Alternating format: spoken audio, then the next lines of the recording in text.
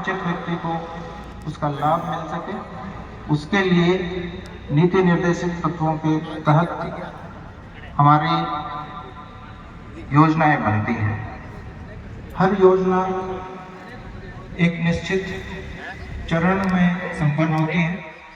हर व्यक्ति को उसका लाभ किस तरह से दिया जाता है, उसके तहत हमारे कर्मचारी, हमारे अधिकारी वो दायित्वाधीन होते हैं। आज के इस उपलक्ष्य में मैं संविधान के जो घटक है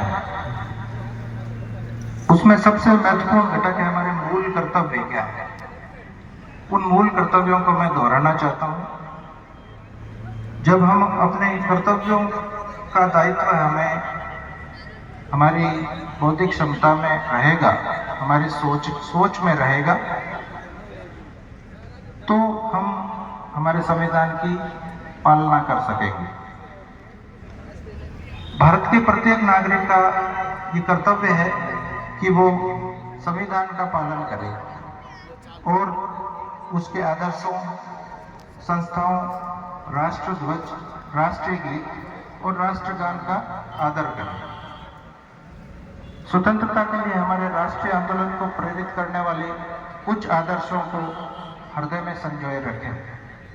भारत की प्रभुता, एकता और अखंडता की रक्षा करें और उसे अक्षुण्ण रखें। देश की रक्षा करें और आह्वान करने पर राष्ट्र की सेवा करें। भारत के सभी लोगों में समरसता और समान भातृत्व की भावना का निर्माण करें, जो धर्म, भाषा, प्रदेश या वर्ग पर आधारित सभी भेदभाव से परे हो।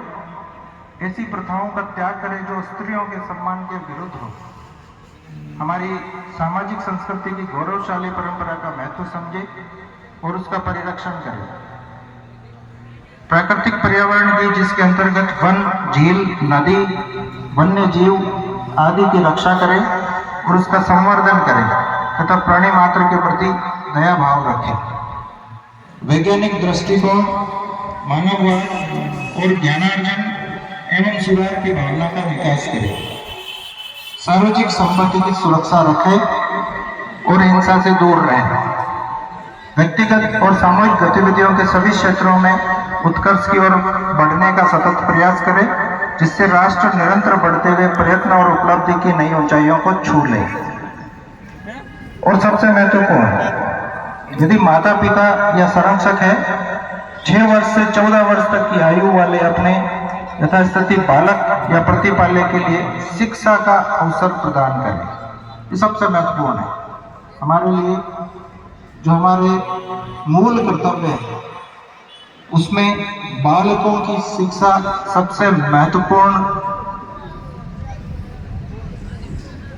घटक है।